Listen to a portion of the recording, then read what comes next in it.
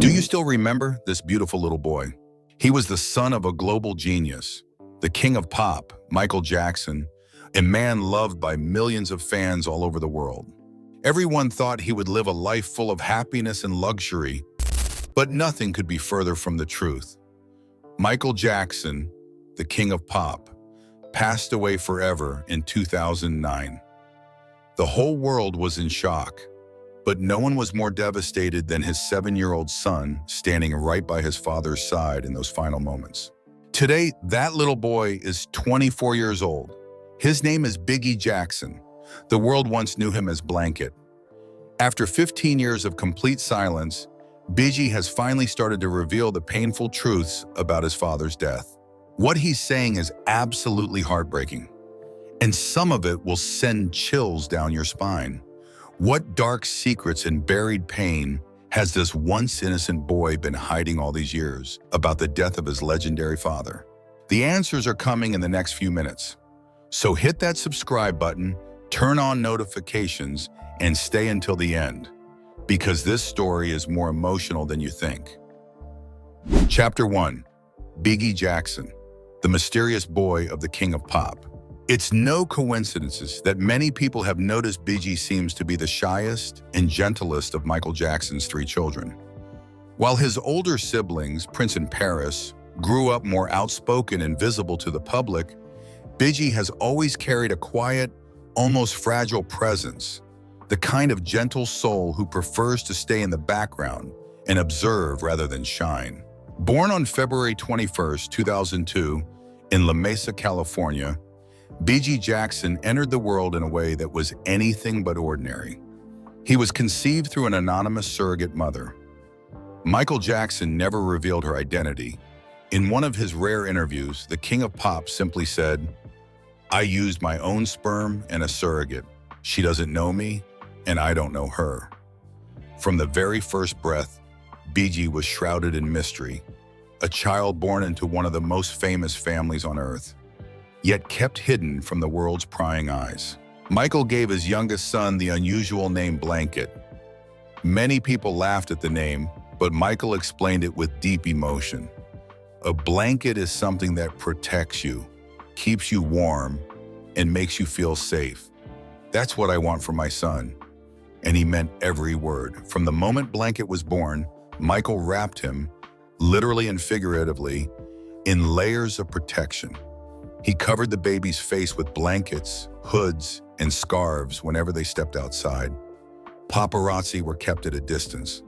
Public photos were almost non-existent. Life inside Neverland Ranch looked like a child's dream on the surface, a sprawling 2,700-acre fantasy land with its own amusement park, carousel that spun endlessly, private zoo, movie theater, and candy-filled kitchens. But behind the fairy tale gates, the reality for Blanket, Prince, and Paris was often lonely and isolated. The children rarely attended regular school. They had few friends their own age. Their world consisted of bodyguards, tutors, and their famous father. Michael desperately wanted his kids to have the normal childhood he never experienced. Yet in trying to shield them from the outside world, he unintentionally created a golden cage. The king of pop's protectiveness reached almost obsessive levels. Whenever the family left Neverland, the children's faces were covered with masks, sunglasses, and hoods. Michael once said he feared kidnappers, tabloids, and the same cruel media that had tormented him his entire life. He refused to let the world photograph his children freely. This extreme shielding became most infamous on November 19, 2002, in Berlin. While accepting the Bambi Award, an excited Michael stepped onto the balcony of the Hotel Adlon with 9-month-old Blanket in his arms. In a moment of pure emotion, he briefly dangled the tiny baby over the railing, 5 stories above a screaming crowd of phones and flashing cameras. The baby's face was covered by a white towel. For a few terrifying seconds, Blanket was suspended in midair, tiny legs kicking. The world erupted in horror. Headlines screamed, "Michael Jackson endangers his baby." The image of the helpless infant dangling high above the street, became one of the most shocking and controversial photos in pop culture history. Michael later called it a terrible mistake and apologized, saying the excitement of the crowd had overwhelmed him. But that single moment captured the painful paradox of Bigi's early life. A father who loved his son so fiercely that he would do anything to protect him. Yet sometimes that very love put the child directly in the spotlight he was trying to escape. This pattern of extreme protection followed Blanket throughout his childhood. He grew up surrounded by luxury, but starved for normal human connection. While other children played freely in parks, Blanket's playground was a private ranch guarded by security. While other kids made friends at school, his social circle was limited to his siblings and staff. It's easy to see how this environment shaped the quiet, gentle, and shy young man we see today. Bigi learned early on that the outside world could be dangerous and judgmental. He learned to stay quiet, stay hidden, and stay safe. The very love meant to protect him may have also planted the seeds of the deep, silent grief he would carry for the rest of his life. Chapter 2. The last happy years with his father. Those final happy years from 2007 through early 2009 were the last time Bigi truly felt the warmth of his father's full attention. Michael Jackson was determined to give his children the childhood he never had. He taught them humility above all else. We could have nothing, he would tell them, but as long as we have each other, we have everything. He made sure they understood the value of nature, art, and kindness. At Neverland Ranch, the children spent long summer afternoons in 2008 walking through the rose gardens and orchards, Michael pointing out every flower and bird as if they were the greatest treasures on earth. He encouraged them to draw, to paint, and to listen to classical music late into the night. Even in the sprawling fantasy world of Neverland, Michael carved out small, intimate rituals that belonged only to his children. Every evening, no matter how exhausted he was from secret rehearsals for his planned comeback, he would gather Prince, Paris, and little Blanket in the grand bedroom. He would tuck them in, pull the heavy blankets up to their chins, and read bedtime stories in that soft, gentle voice the world rarely heard. Bigi later remembered how his father would act out every character, roaring like a lion one moment, whispering like a princess the next, turning simple fairy tales into full theatrical performances just for them. On cooler evenings in the fall of 2008, as the California nights grew crisp, Michael would take the children to the private movie theater at Neverland. They watched classics like E.T., Peter Pan, and animated films over and over. Blanket, only 6 or 7 years old, would curl up in his father's lap, Michael's long arms wrapped protectively around him. In those quiet moments, Michael would lean down and whisper the same words again and again. "You three are everything to me. Everything." He said it so often that it became almost a prayer, a quiet promise he repeated as if he somehow knew time was running out. By December 2008, the family had quietly moved from Neverland to a rented French-style mansion at 100 North Carolwood Drive in Holmby Hills, Los Angeles. The $100,000 a month estate was luxurious but far more private. The winter rain that year was frequent and heavy, turning the sprawling backyard into a misty green oasis. Inside the warm, candlelit house, Michael tried desperately to maintain the same gentle routines. Even as he spent grueling hours rehearsing for the This Is It comeback tour, he still made sure to be home for bedtime whenever possible. Some nights he would return after midnight, his body aching from hours of dance practice. Yet he would still slip into the children's rooms, kiss their foreheads, and murmur those same loving words. Bigi has spoken very little about this period, but the few memories that have surfaced paint a heartbreakingly tender picture. He remembered his father playing board games with them on rainy afternoons, laughing like a child himself, and taking them on secret stargazing trips on the mansion's rooftop when the skies finally cleared. Michael's childlike spirit shone brightest in those stolen moments. He would make silly voices, invent ridiculous stories, and pretend to be a clumsy superhero just to hear his children giggle. Yet behind the warmth, the darker shadows were already creeping in. Michael was physically exhausted. The intense rehearsals for This Is It were taking a heavy toll. He was secretly relying on powerful sedatives like propofol just to sleep at night, something the children were never told. He hid his pain, his insomnia, and his growing anxiety behind smiles and bedtime stories. He wanted his kids to remember only the laughter, not the struggle. In those final months, the gentle father who once dangled baby blanket over a balcony in Berlin was now a man fighting silently to hold everything together. For his career, for his finances, and most of all, for his children. Those precious, ordinary moments, the bedtime stories, the movie nights, the quiet hugs, and the repeated promise, "You are everything to me," would become Biggie's most treasured memories. They were the last golden threads of happiness before everything changed forever. Chapter 3, The Fateful Day, June 25th, 2009. But those golden moments of fatherly love were about to be shattered in the most devastating way imaginable. June 25th, 2009 began like any other warm summer day in Los Angeles. The rented mansion at 100 North Carolwood Drive was quiet. Michael Jackson had been rehearsing intensely for his comeback tour, This Is It, pushing his already fragile body to the limit. That morning, he was exhausted. He couldn't sleep. Dr. Conrad Murray, his personal physician, arrived at the house around 12:30 a.m. What happened next would later be ruled a crime. Murray administered a powerful anesthetic called propofol, a drug normally used only in hospitals under strict supervision, to help Michael finally fall asleep. He also gave him several other sedatives. Murray stayed in the room monitoring him. At approximately 11:30 a.m., Murray realized something was terribly wrong. Michael was no longer breathing. In a panic, Murray began CPR. He called 911 at 12:21 p.m. Paramedics rushed to the mansion and found Michael unconscious on his bed.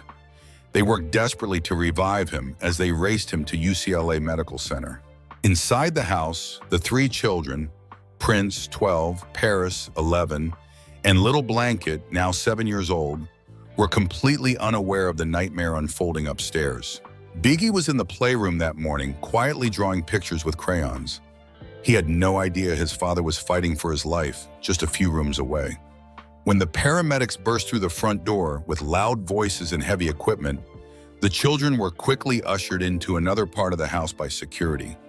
They were told Daddy is sick and the doctors are helping him. Then came the phone call that would break their world apart.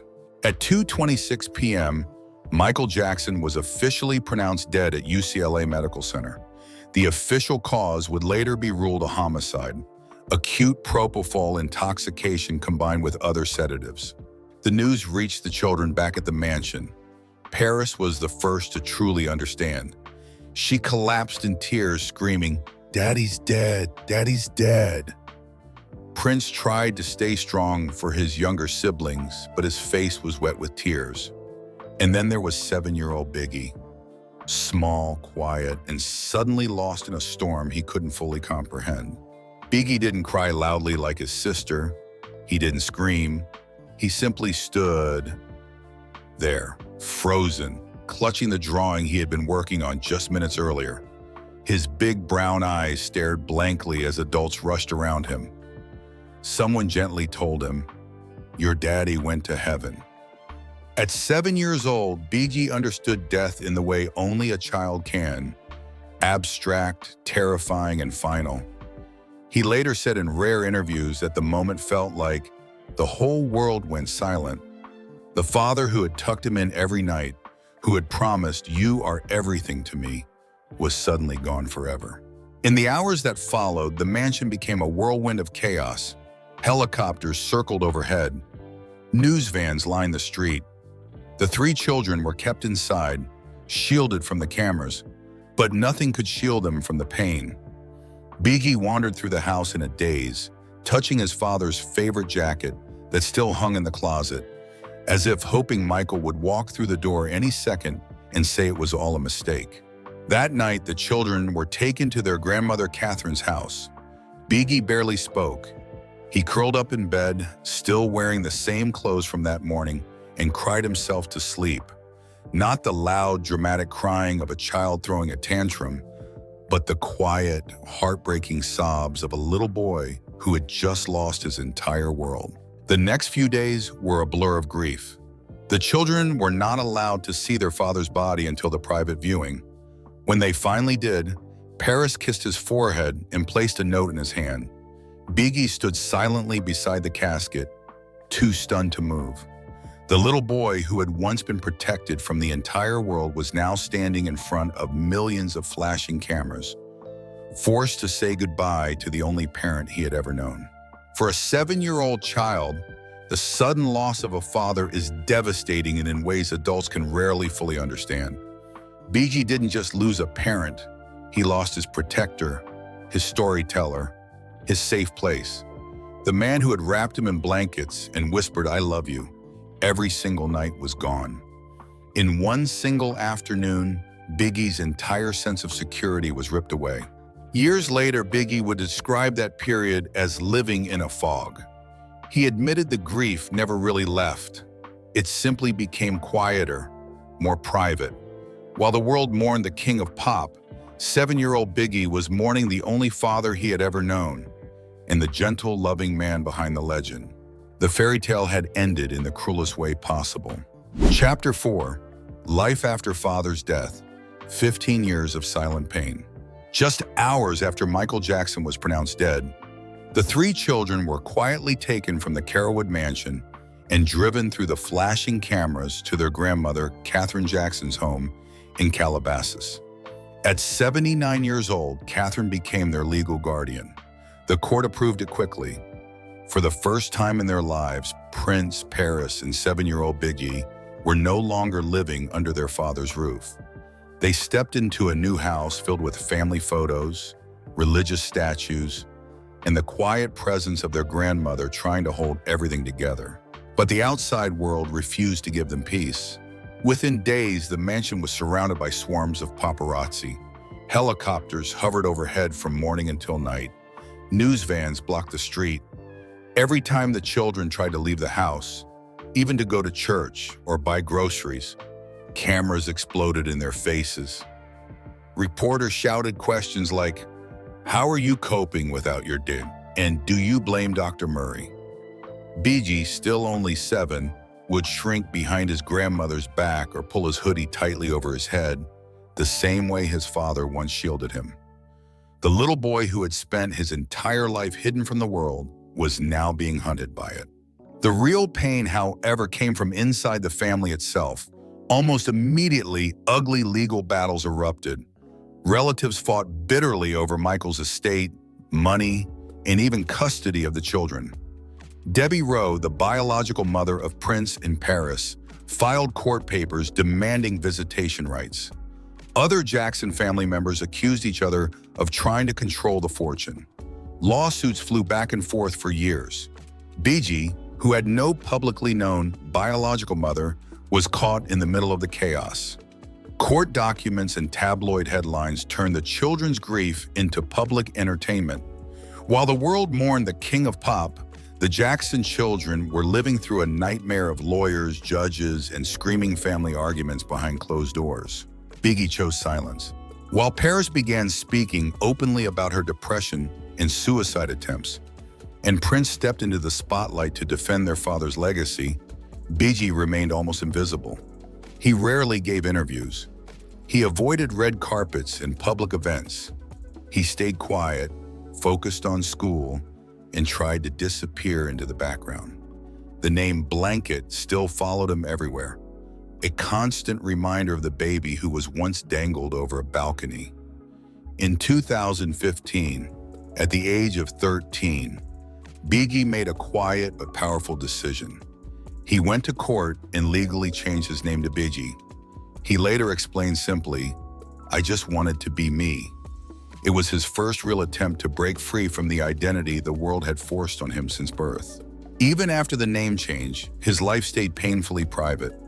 While Prince and Paris occasionally appeared in documentaries, gave emotional interviews, and shared memories of their father publicly, Bigi remained in the shadows.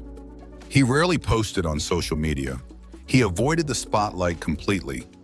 Close friends said he still struggled with anxiety in crowds and found it difficult to talk about Michael without becoming emotional. 15 years of relentless media pressure, family lawsuits, and the crushing weight of being Michael Jackson's son taught Bigi one hard lesson. The world would never let him forget who his father was. So he chose the only thing he could control: silence. While his older siblings processed their grief out loud, Bigi chose to heal quietly, alone and in private. Some people called it shyness, others called it strength. But for Bigi, it was simply survival. The boy who once lived behind blankets and masks as a child continued to hide, not from the cameras this time, but from the pain of constantly being reminded of everything he had lost. Chapter 5, Bigi breaks his silence. The words that touch the world. Word count, 1.018. For 15 long years, the world waited. Bigi Jackson had become a ghost, the quietest of Michael's 3 children, the one who never spoke, never posted, never gave the public what they desperately wanted: a glimpse into his pain. While Prince and Paris occasionally opened up in documentaries and emotional interviews, Bigi remained completely silent. Many wondered if he would ever talk about his father again. Then, in November 2021, something shifted. 19-year-old Bigi agreed to a rare on-camera interview with Good Morning Britain. It was only his second time ever speaking publicly. The setting was Prince's annual Thriller Night Halloween party at the family's Havenhurst estate. Bigi walked slowly through a room filled with his father's most iconic memorabilia: glittering costumes, platinum plaques, handwritten lyrics, and old photos. The camera followed him as he looked at the relics of a life the world worshipped, but he simply called Dad. In a soft, calm voice that still carried the gentleness of the little boy who once hid behind blankets, Bigi finally spoke. There's a lot of history in this house, in the studio here, and that's what he was all about. He wanted to make things that people hopefully enjoy, but also that can benefit their lives. He paused, then added something that hit millions like a quiet punch to the heart. We have work to do. He wasn't talking about music or fame. He was talking about continuing Michael's deeper message: humility, kindness, and using your platform to help the world, especially on issues like climate change. For the first time, the public saw not Michael Jackson's son, but a young man trying to honor the quiet values his father taught him in private. That interview introduced the world to what Bigi would later describe as his quiet grief. He didn't cry on camera. He didn't break down. He simply let the weight of 15 years of silence speak for itself. The pain was there, raw, private, and still very much alive. But he carried it with the same gentle dignity his father had tried so hard to protect. In the years that followed, Bigi remained mostly silent until 2025 and 2026. As the world prepared for the release of the Michael biopic, Bigi began making a few carefully chosen public appearances.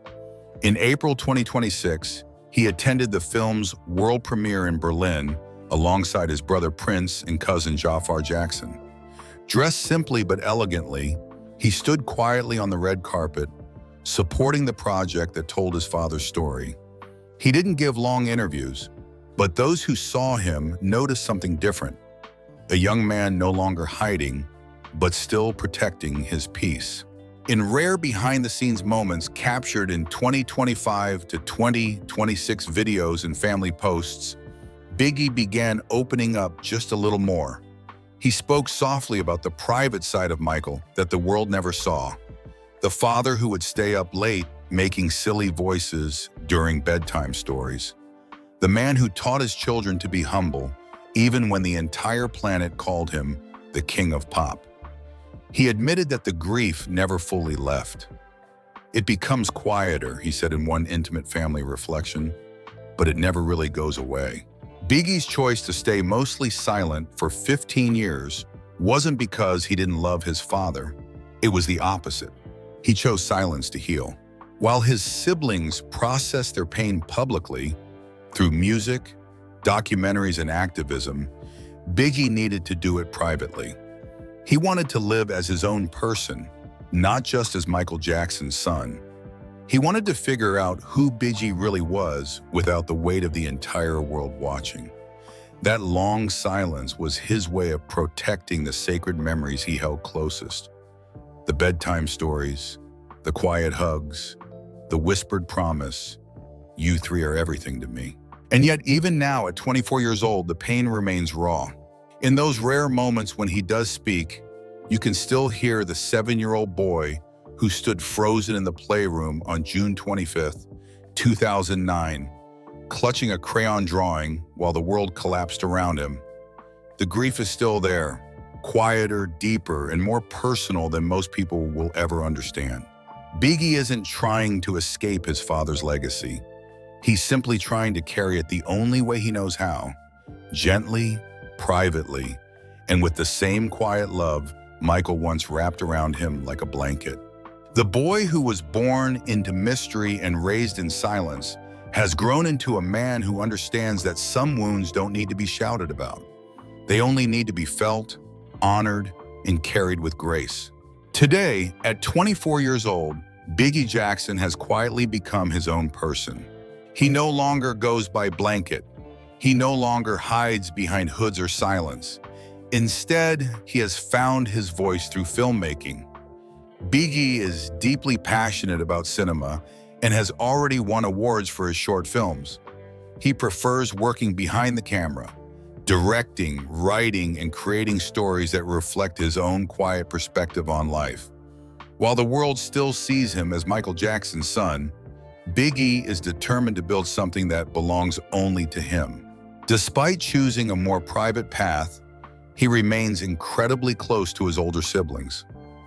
Prince and Paris have always been his biggest protectors and best friends. The three of them often appear together at family gatherings and private events, supporting one another through every milestone. In rare moments caught on camera, you can see the quiet bond they share, the kind of love that was born from losing their father far too young and having only each other to lean on. When Biggie does speak about his father, his words are simple, sincere, and deeply moving. He doesn't focus on the king of pop the world worshipped. Instead, he talks about the gentle, humble man who tucked him in at night, told him silly bedtime stories, and whispered, "You three are everything to me." Biggie's message is clear. He wants people to remember his father's kindness, his love for children, and his dream of making the world a better place. Not just the fame, the scandals, or the tragedy. Biggie has never tried to escape his father's legacy. He simply refuses to live in its shadow. He carries Michael's spirit in his own quiet way, through creativity, humility, and the gentle strength he learned as a little boy. While Prince and Paris have stepped more publicly into the spotlight to honor their father, Biggie honors him by choosing peace, by protecting his own heart, and by becoming the kind of man Michael always hoped he would be. At 24, Biggie Jackson is no longer the shy little boy hiding behind blankets. He is a young man walking his own path, still carrying the love, the memories, and the quiet grief of losing the greatest father he ever knew. Biggie Jackson has chosen his own road to healing, but the pain of losing his father is still there, always quietly present. Now I want to hear from you. Which chapter of Biggie's journey touched you the most? Tell me in the comments below. If this story moved you, please hit the like button, subscribe to the channel, and turn on notifications so you never miss the most real and emotional stories about Michael Jackson and his family. Thank you for watching. And remember, some legacies are carried not with noise, but with quiet love.